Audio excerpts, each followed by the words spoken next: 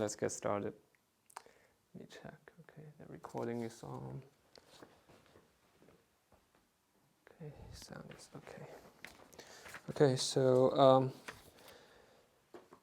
a little bit remind of what we have last week. Well, last Monday. Okay, we calculate the third order nonlinear case when you have multiple frequency input.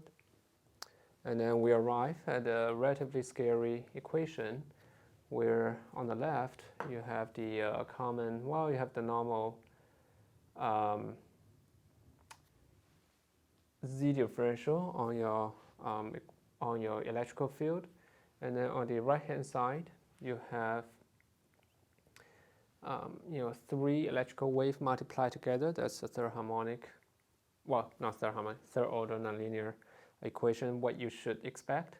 And then we also kind of mentioned that if you really try to calculate this, the number of terms, okay, look at the sum here, the number of terms that is in here scales as n to the third, right? So even if you have 10 terms, you are looking at, well, even if you only have 10 frequencies, you're looking at about, on a scale of 1,000 nonlinear terms. And then if you're looking at 100, then you're 100 frequency, which is very easy to create in a third harmonic system, that you're looking at 1 million terms. So it's not very efficient in a computational way to solve the problem in this equation. Also, it's very difficult analytically, right? Just by looking at it, how to solve it. We don't even have the time to write down 1 million term, not to mention to solve it. Okay, so at the end of at the end of Monday, we kind of mentioned that the way that we can, make this third order nonlinear effect easier to compute is by converting this equation, which is now in frequency domain, right? Because you see all these frequencies, they're summed together. By converting this equation from frequency domain to time domain, okay? And by using, the very usual Fourier transform. And then in the hope, okay, that, well, not hope anymore.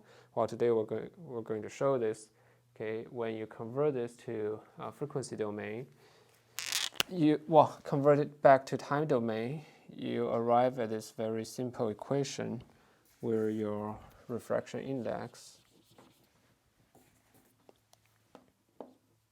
okay, your refraction index at a certain time t varies with the intensity of light at this time t. Okay, so this way, okay, the equation can be very, very simple. Okay, and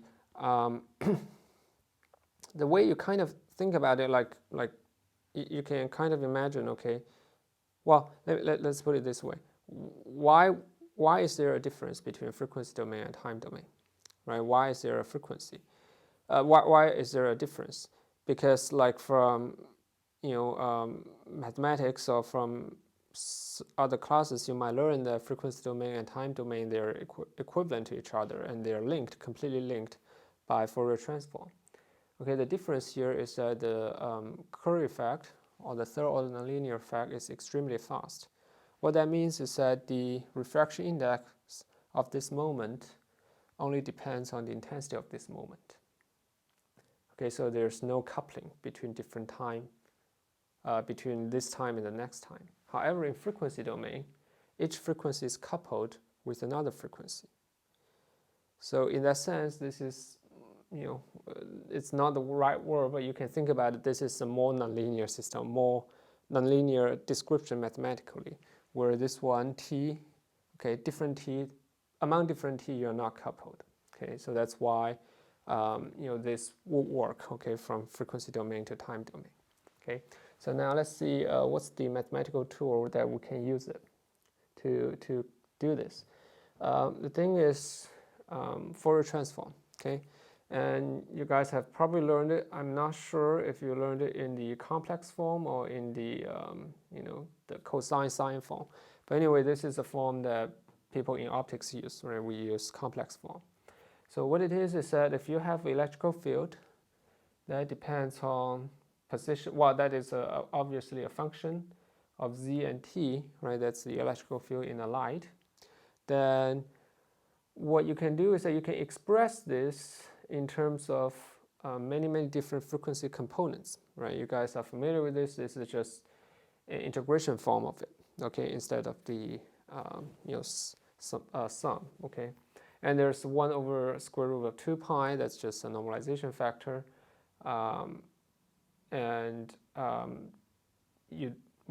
there are different definitions, okay. Some definition doesn't have this 2 pi, square root of 2 pi here, that the 2 pi will show up. Then what that would do is that there will be a factor of 2 pi show up in the inverse Fourier transform from frequency domain back to time domain. Okay, you just have to pick the right form and stick to it.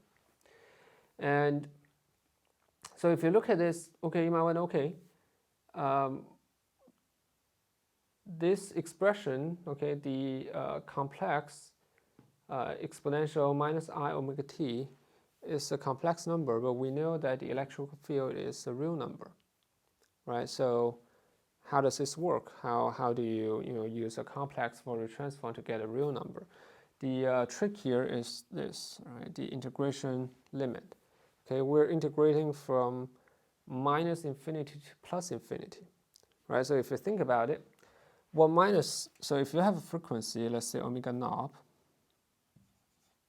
right? The corresponding components would be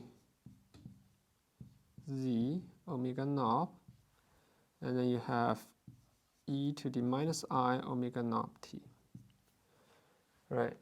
And this integration, what it means is that, okay, you actually can have negative frequency components.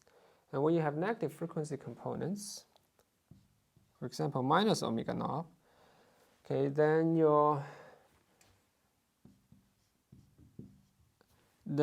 what's inside here is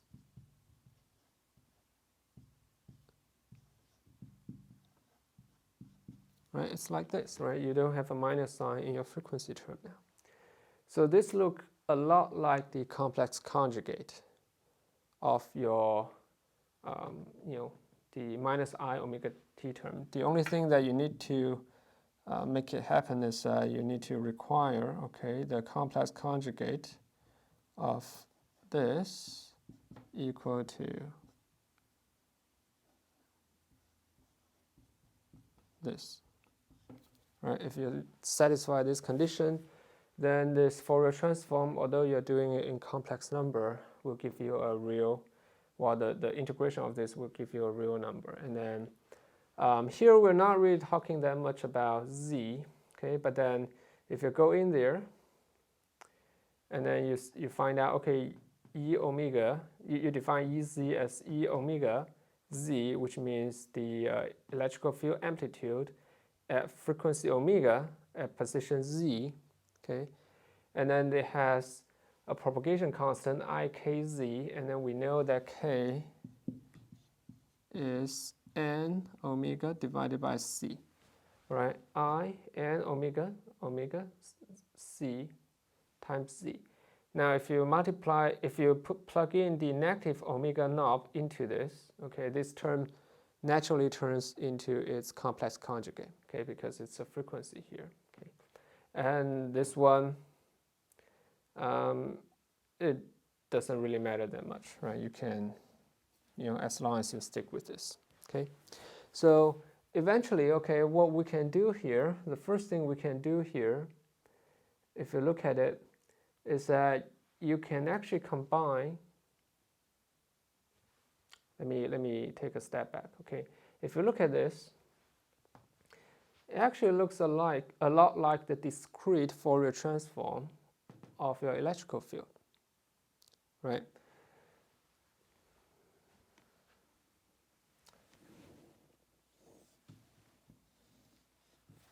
Okay, so you have the sum. Let's just look at one component, right? Let's say the first one.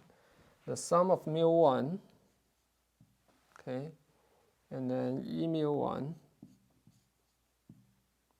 exponential, and you move the components that related to mu1 in the front, okay.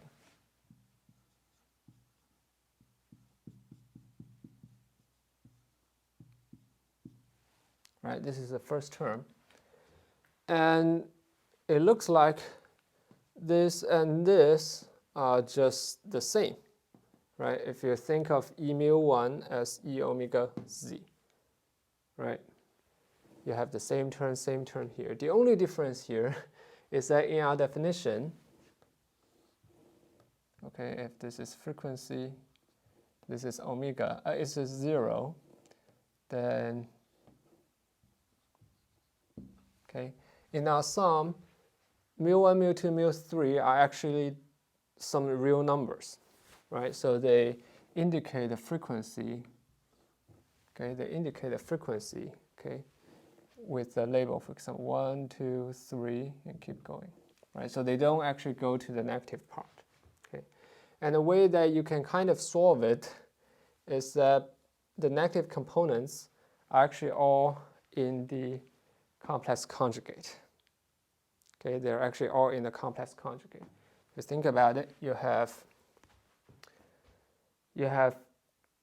E times E times E conjugate, and then in the complex conjugate you have conjugate times the E, right? And then conjugate would just mean the negative frequency components, 2 of them, okay? And then this one would just be the positive frequency. So in the end, what you will have is that, let's say this look like a Fourier transform, okay? In the end, what you will have is that if you sum mu1, mu2, mu3, and let's say mu1, mu2, mu3 is larger than 0, which indicate, okay, it's the positive frequency side, okay, of E mu1, E mu2, E mu3, and then, okay, all this exponential term plus the conjugate, which is I think we should use L1, okay, L1, L2, L3, okay. So this term is equivalent to this plus, okay,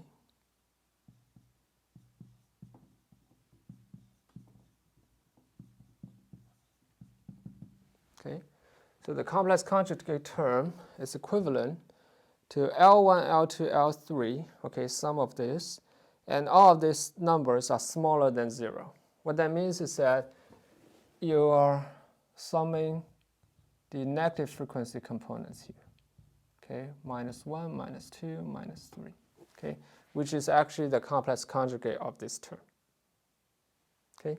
So if you combine these indices, then what you will actually get is that you will get mu1, mu2, mu3, and then no restriction on it being larger or smaller than 0, right? You actually sum all the way from -infinity to +infinity, okay? Then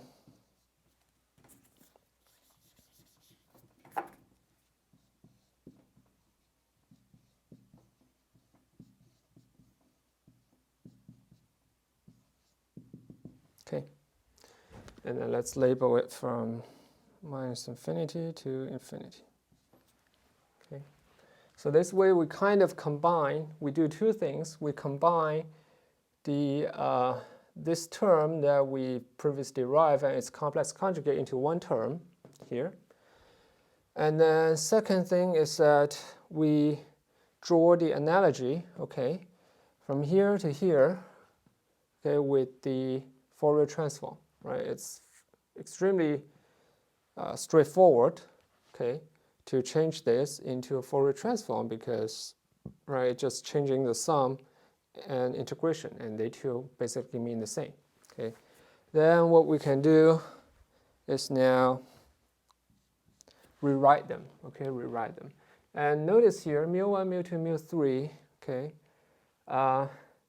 when you're writing like this, they're actually not independent, right? Because we have to satisfy omega mu1 plus omega mu2 minus omega mu3 equals to omega mu,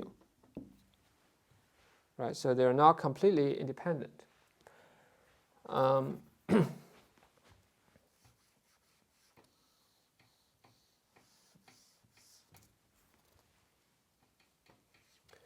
So a way that, okay, we don't like things that are not independent, okay? So there are two ways that you can do it. One is that you can assume mu3 as the variable, okay? And mu changes with mu1, mu2, mu3, right? That's one way to do it. The other way that is kind of, solve everything once for all is you do the sum on the left-hand side as well on the mu, right? Because if you look at it, what this will give you, okay, is give you the complete electrical wave of your light, right? Instead of a specific frequency component, right? So doing this sum on the left-hand side actually make a lot of sense, right? Because make a lot of sense because it also connect back to the Fourier transform, okay? Now if you do this now, mu on the left-hand side, then mu and mu3 can be both independent numbers. Why? Because if your mu3 is a different number, you just contribute to a different mu, okay? So on the left-hand side, you sum everything. On the right-hand side, you sum everything, and then eventually you sort out, okay, one to one sort out each other, okay? So now let's take mu3, okay, as an independent number, like mu1, mu2, mu3, they're all independent indices. They go through all possible negative frequency and positive frequency. Then how we can rewrite, the term here, right? The term here, okay? In the front, they're just coefficient. We don't have to care too much about them at this point. So one way is that as mu1, mu2, mu3, they're independent, so you can switch, okay, the order, okay? And also one thing you can do is you can switch the order between sum and multiplication, okay? So you can rewrite this as E, the sum of mu1 on E mu1, omega mu1, t plus I k mu1 z. Okay, and then sum times the sum of mu2, E mu2,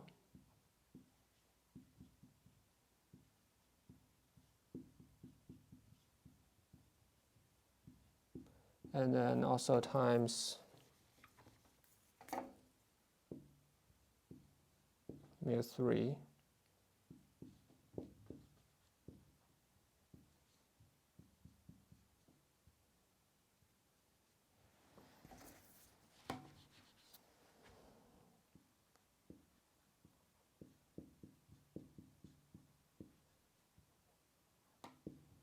right?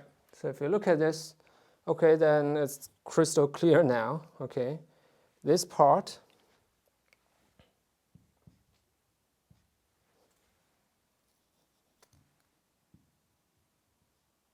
okay, this part in Fourier transform is E, right?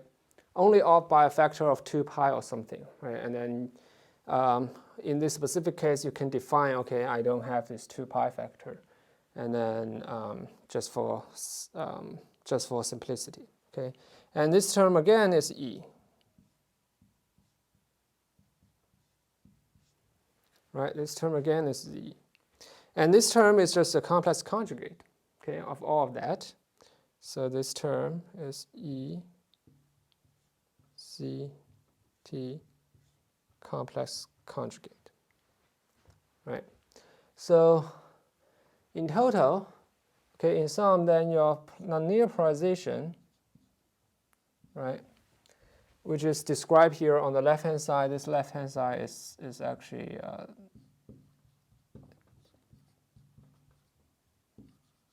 okay. So if you remove mu knob and omega square come from this nonlinear come from this differential. Okay, if you remove this and that, and you will have, okay, there's a factor of 3 there, 3 epsilon, okay, chi 3, and then you have E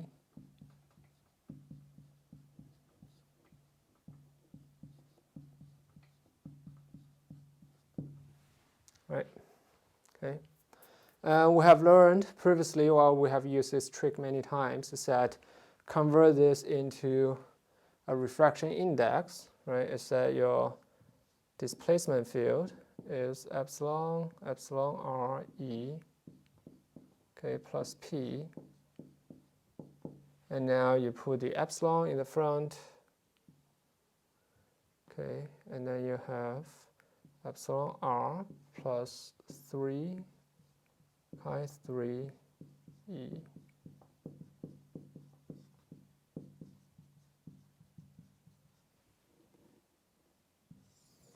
Okay,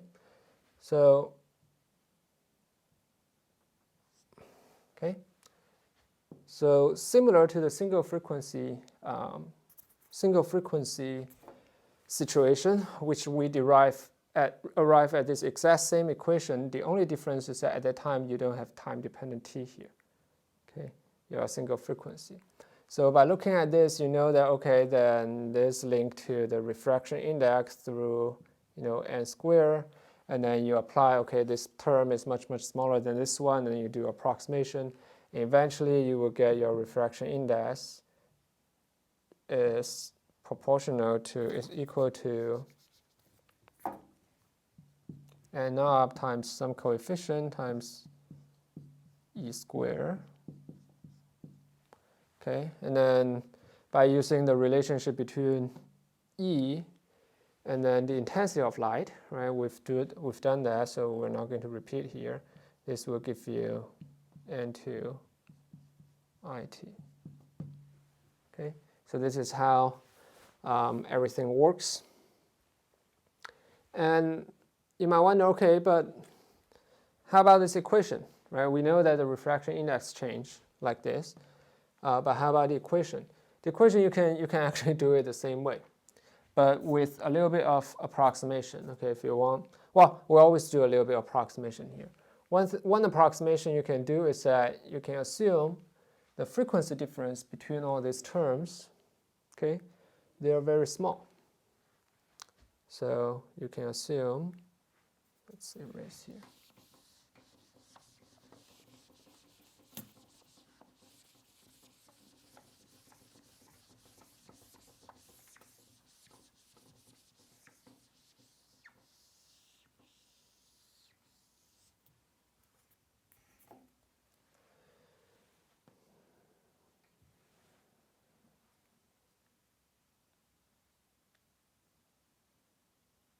Okay, let's look at the difference between calculating the nonlinear polarization and the actual nonlinear equation. So if you look at the right-hand side, okay, all other things are the same from here to here, rather than this coefficient and this coefficient. And mu naught is a constant, so it doesn't matter. Okay, you just multiply a constant in the front. Omega mu is actually a variable. Okay, that's a part that's a little bit not that interesting. So what we do is that we make the assumption that delta omega, which is defined as, okay, omega mu1 minus omega mu2.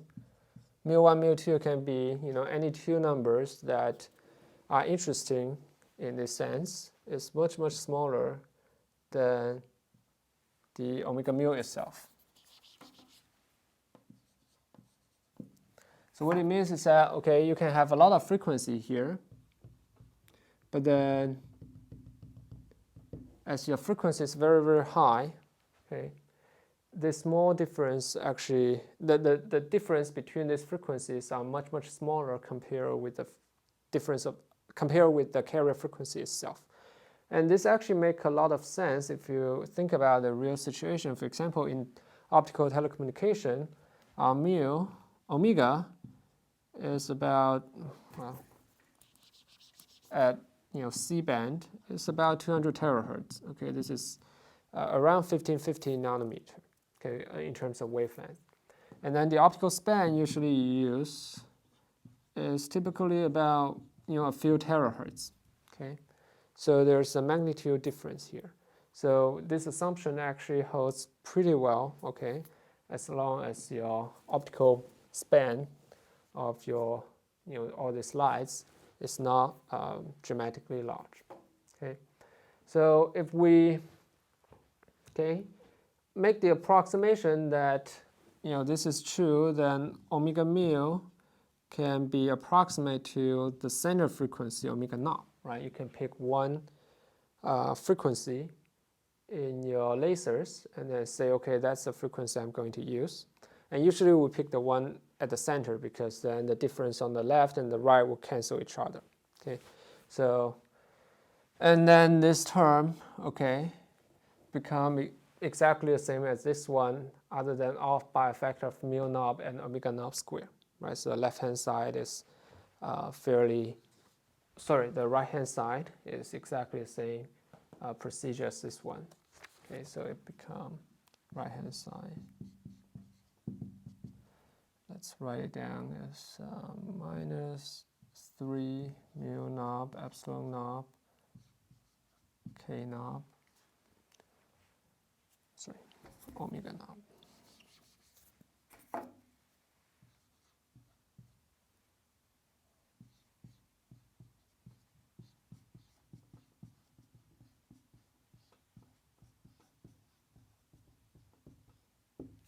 Okay.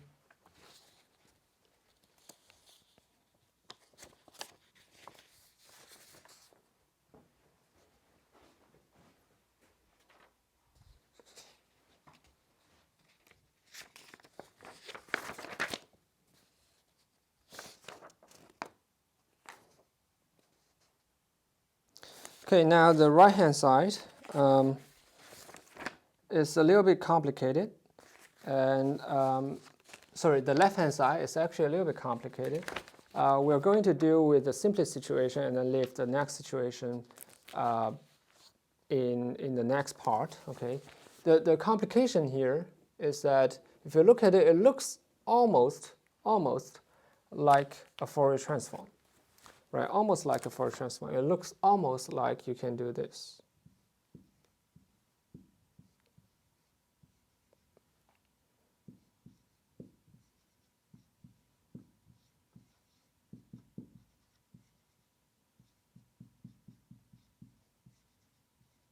Right, if you switch the order, okay, and then of course 2I k mu, you can assume k mu is almost the same as k naught, right, because k is proportional to frequency omega, and then if your omega assume is not changing, then you can assume k is also not changing, okay, in this form, in the coefficient in the front.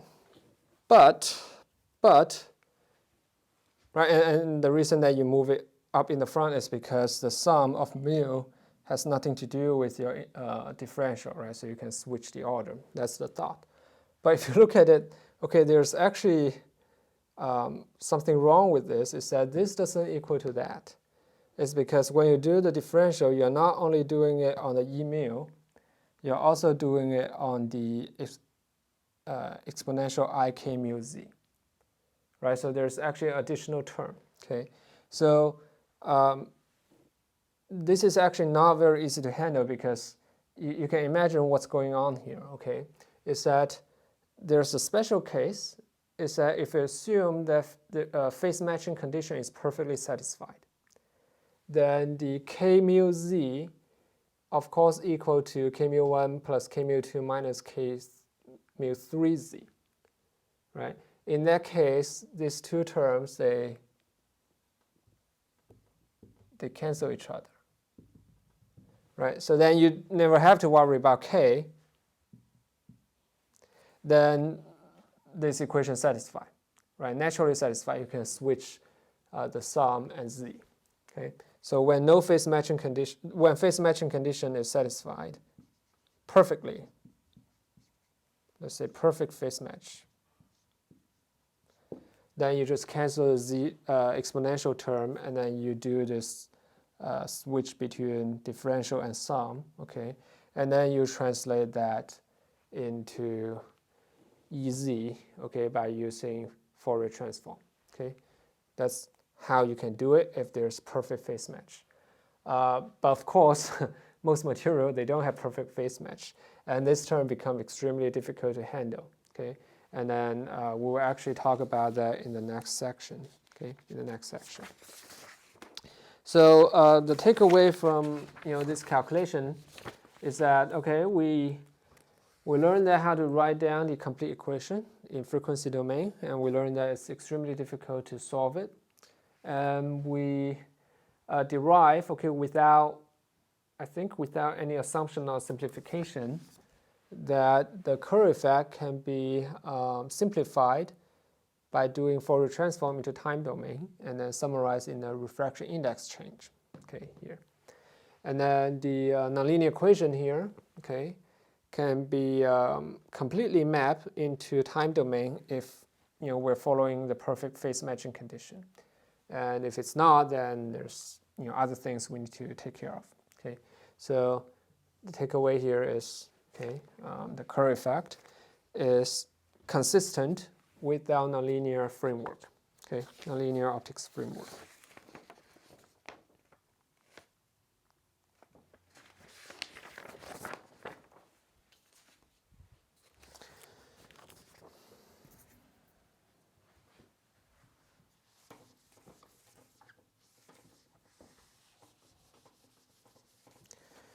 So in this next section, we're actually going to do two things. One is that we're going to introduce a situation where the phase matching is not perfect. That's something very normal to do. But then we're not just doing it in terms of curiosity. We're doing it because this Curry effect and non-perfect phase matching is the dominant factors in light propagation in an optical fiber. Let me erase all this, and then I would explain this in a little bit more detail.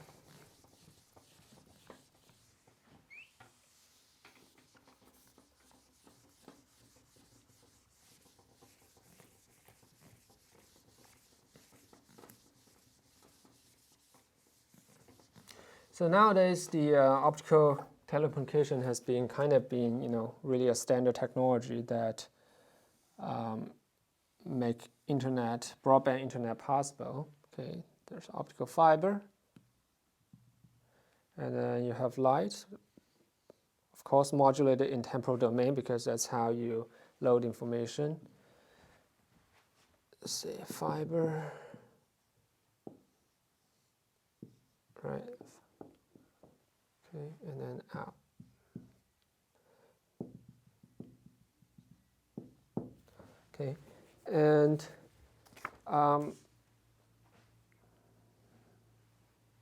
And one very obvious question, you must ask, right? If you want to use fiber and light to transmit information, is that if I loaded some waveform as input, right?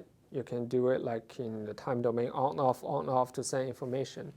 If I do that, what will actually be the output waveform, right? Is there any type of distortion, right? If there's a significant amount of distortion, then this is probably not something very useful, right? So actually back in the 1980s when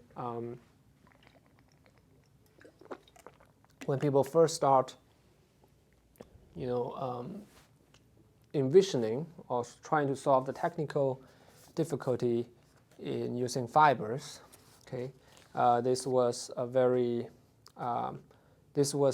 heated topic, and then a lot of work is done in this area to look at the this propagation problem. And we will only focus on two things. One is Curry effect, and then the second is the phase matching condition, which translate into dispersion, right? If your refraction index is the same everywhere, every frequency, then you're perfectly phase matched. The fact that you don't have perfect phase matching condition is because your refraction index change with your wavelength or with your frequency, and that's called chromatic dispersion, right? So those two effects later turned out to be the dominant effect here, and that's what we're going to include here. And one thing I want to comment here is that previously we calculated how much if you send in 5 milliwatt of power, okay, I need to.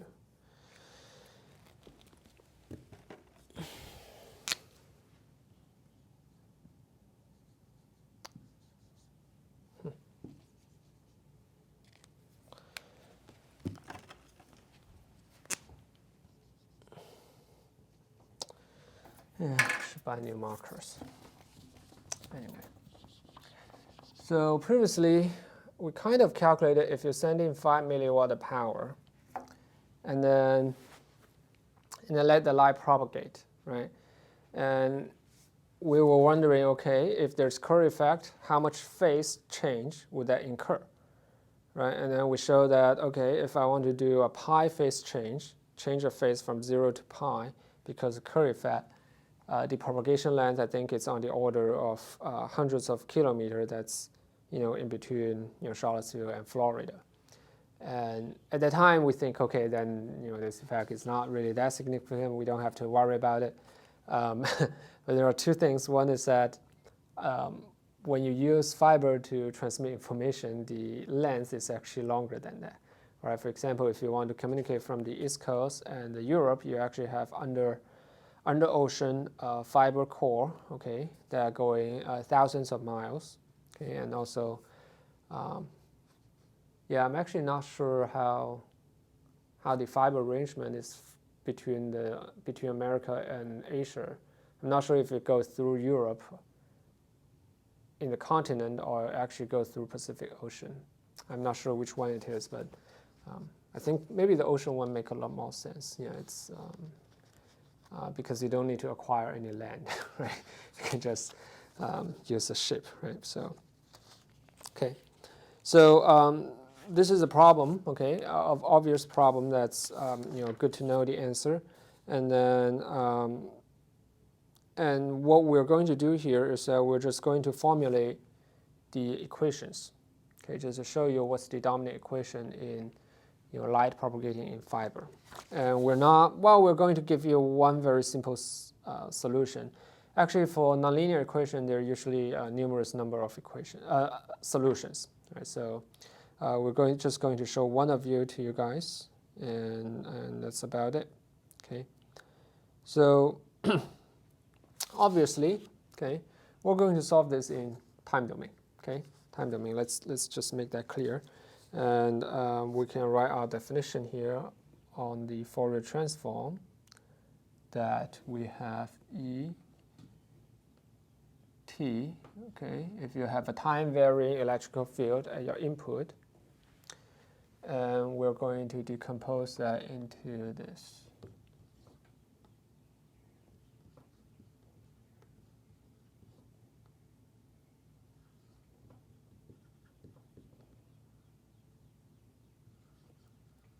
Okay, and then the reverse of that is the reverse Fourier transform, inverse Fourier transform, sorry.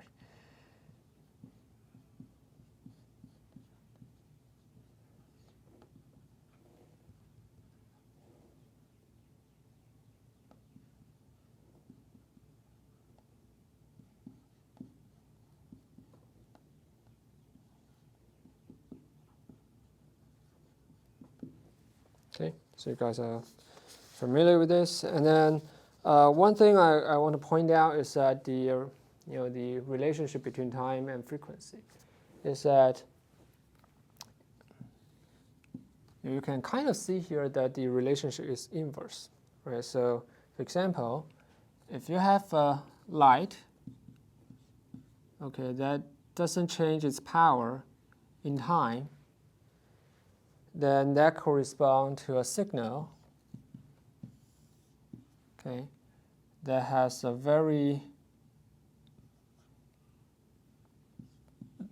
signal that has a definite carrier frequency, right? It's very simple as you look at it. If it's e to the minus I omega t, right, and then you do power, and then you see that the single frequency light itself is a plane wave, and then you will have a steady power. Okay, so if there's no change well, let me put it this way. If in frequency domain it's well confined into one spot, right? If you only have one frequency, then in time domain it's all spread out, right? So like every point, every time you have the same amount of power. Okay? And the reverse is true for if you have a very sharp pulse in time domain, okay, which you might imagine, okay, this is useful for if you want to send out the light as a signal, right? You can use a pulse as on and then no pulse as off. Then if you do Fourier transform, then what you will see is that you will see that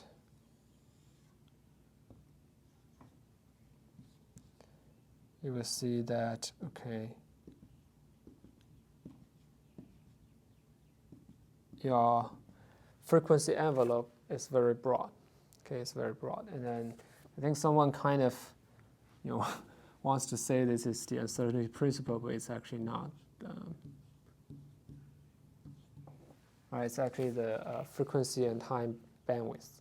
Okay, it's like because of Fourier transform, it's larger than a certain number for different type of waveform. And the best way, if you want to calculate this, okay, if you want to show, just to make sure to yourself, then one waveform I recommend is the Gaussian waveform, because Gaussian waveform after Fourier transform is still Gaussian. Okay, and then you will see that the variance of the Gaussian, okay, the kind of the rho is inverse, right? So if you have large variance in time, you have small variance in frequency. Okay.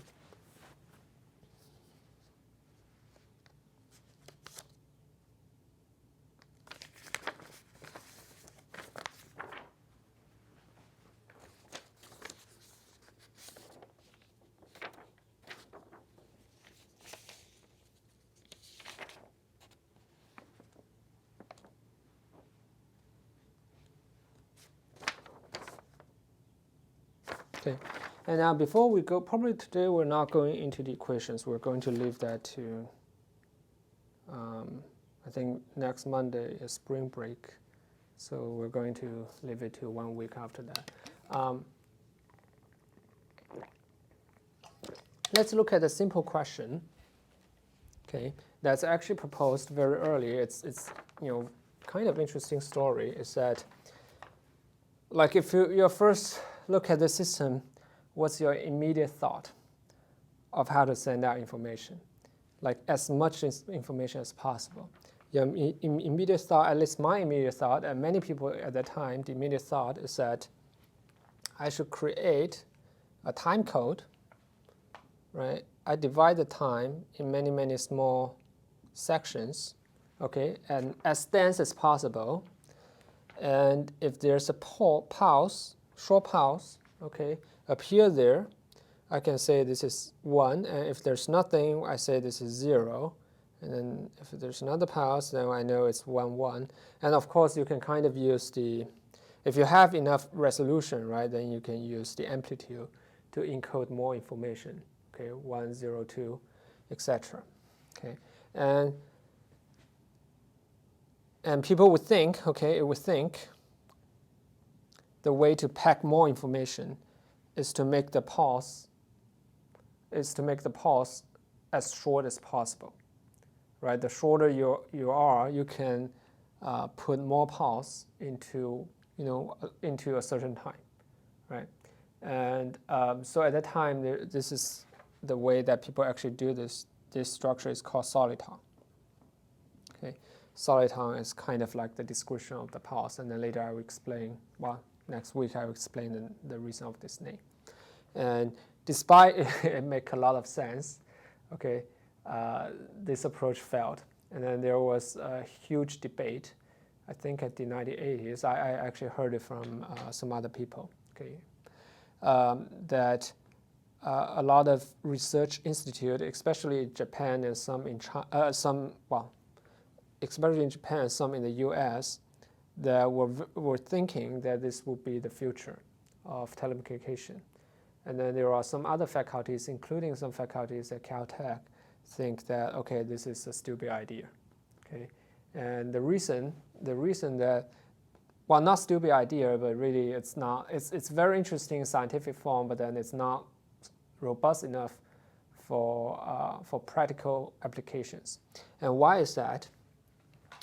If you look at a pulse now going into an optical fiber.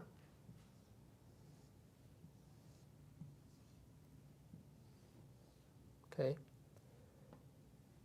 This is a time domain. Okay, there's optical pulse now. So we talk about, there are two effects. One is dispersion, the other is Kerr effect. Okay, so let's look at what these two effects would do to this pulse, like from a physics intuition, not really calculation. So first, the refraction index, right? Refraction index.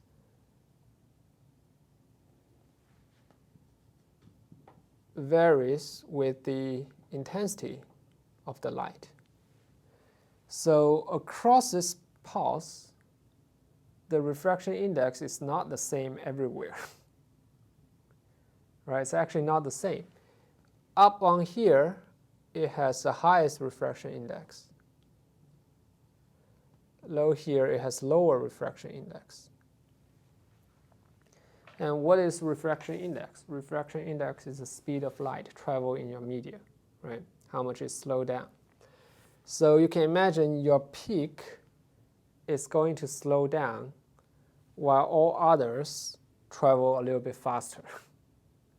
So naturally there's a distortion to your waveform, right? Your peak will lag behind your, the others will trying to go forward.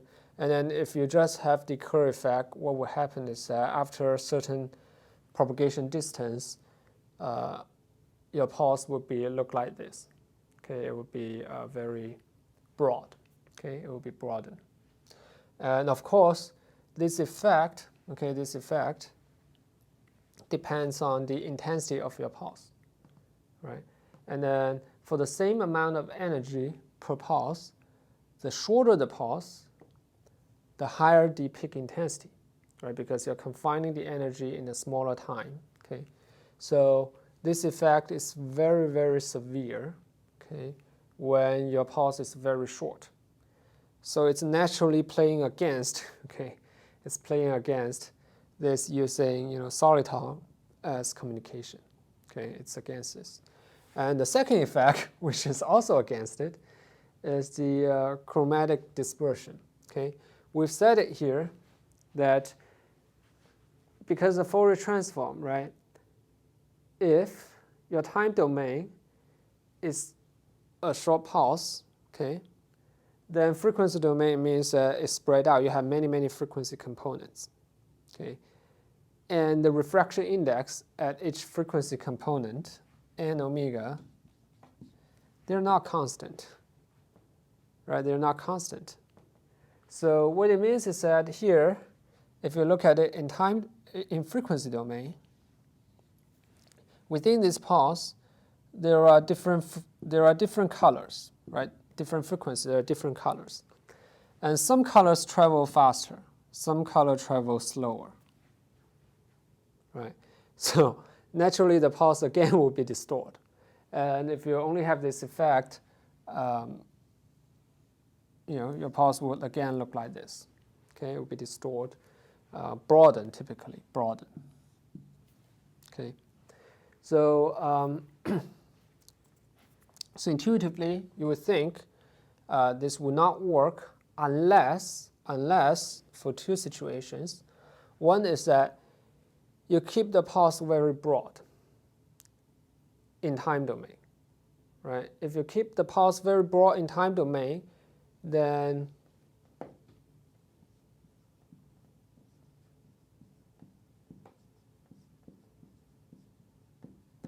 the intensity, intensity of each pulse will be low, so that you don't incur a lot of Kerr effect, right? So you kind of avoid the Kerr effect in the first place.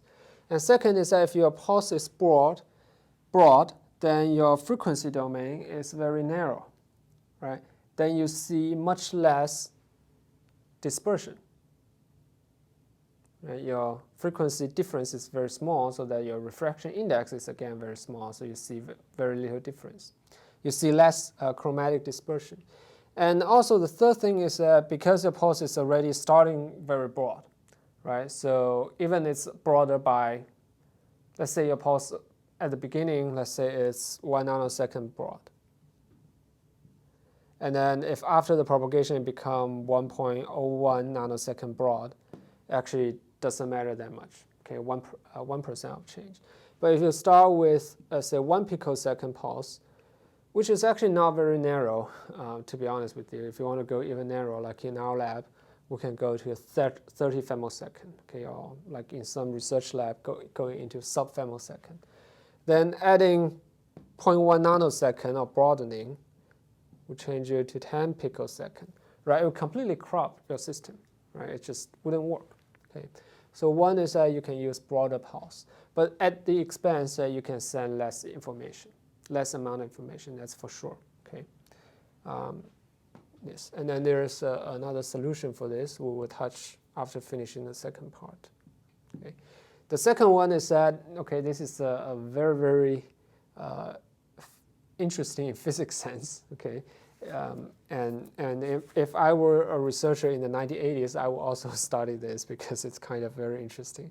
Is that people have found out that these two effects, okay, the Kerr effect that broaden your pulse, and then the dispersion effect that also broaden your pulse, they actually can happen on. They actually can happen on the reverse direction. What that means is that here, okay, what's going to here, it could be, let's say, let me think about it. This is shorter wavelength, right? Because of dispersion, right? Different color travel at different speed. This is longer wavelength. For, I think this is for anonymous dispersion. And then in Kerr effect, you could have the longer wavelength travel faster, let's say longer lambda, and then the shorter wavelength travel slower. Okay, and then the scientists are genius. Think, okay, we can actually balance these two effects, right, under certain conditions. Then what will happen is that the pulse never changed its shape because these two effects are balanced. And the fact that this can, well, the physics, well, the net product of a pulse that travel in a meteor and nonlinear effect balanced with dispersion so that its shape doesn't change is called soliton. Okay, this specific effect is called soliton. Okay, and I think at that time Japan went all in, okay, with the soliton, thinking that, okay, this would be the future of telecommunication. But apparently that it's not the case. Otherwise, you guys would already heard of soliton before this class. And the reason is not, it's not something like fundamentally wrong with soliton. It's just at the technology level, okay, requiring these two effects to perfectly balance each other, and also the waveform of the soliton doesn't change, okay, in this very long propagation distance itself is technologically very challenging. Okay, it's not the science is wrong. Okay, so so it's looking back at the history. Okay, we now are clear. Okay, this will not work. But this is simply because people have shown, okay, figure out all the details why it will not work perfectly. Okay, so what is really happening in today's telecommunication, right? If you can't send soliton, if you can't pack your timestamp closer and closer because of nonlinear effect, So it's called WDM, right? Wavelength Division Multiplexing. Okay, you guys might have heard of it in microwave communication or other class. What it is that, okay, this is wavelength lambda. So you send multiple different frequency, okay, and into the system, and they're not forming a pulse, right? They're not forming a pulse. And each frequency, you modulate the on-off, okay? You have a modulator, it's on or off, so you're creating a time, okay, on, off. And this pulse width is around nanosecond. Okay, pulse width is around nanosecond, and people have calculated, okay, if you're around nanosecond, then the Curry effect, and then you keep the power relatively low, then the Curry effect and the dispersion actually doesn't really matter. It doesn't really change your waveform. Okay, so you can send nanosecond pulse, around each channel, and then for communication. And I think this one will give you roughly gigahertz bandwidth. Okay, 1 to several tens gigahertz bandwidth, depending on how much, how fast you modulate. Okay, and it's quite safe. Okay, to say, okay, a few tens gigahertz. Okay, this is what people primarily do. Okay, and then the wavelength division multiplexing come in. I said, okay, if I can do this to this wavelength, and after modulation you have some sidebands, okay, then I probably can add another laser that's at a different frequency than this laser. Okay, then as long as I keep the power low and then they don't have some weird interference effect, weird nonlinear interference effect, then that should be fine. Okay, and so this is exactly the case. Okay, people just keep adding lasers, okay, laser lines here. And because normally their phase will not align, they will not form a pulse, okay, so that the peak power, okay, of all these channels in combined is still much lower than what it would require, okay, to trigger a serious Curry effect to affect your waveform, okay, and especially when you load information on it, the phase and the amplitude are completely changed. Okay. So this turned out to be the way that people nowadays use for telecommunication, and also for right now. There's I'm not sure what's the current status, but if you think about supercomputers that have thousands of cores, right? CPU cores, and how do they communicate energy? How do they communicate information to coordinate all this calculation? One way is to use electronics, right? You have cables, but those cables generate heat, and then they're slow, and then they're expensive, rigid. So one way is actually to have a CPU, and then convert your information to light, and then transmit using fiber and using waveguide to transmit the light into another CPU, and then coordinate these two. Okay, and I think this technology, while there are multiple commercial companies built to do this on the chip scale, I think some of them have already hit the market in supercomputing center or in cloud center. Okay, so well, that's about it for today. And next class we would actually write down the equation for the fiber propagation, and then I think that's it. Okay. See you guys next Wednesday.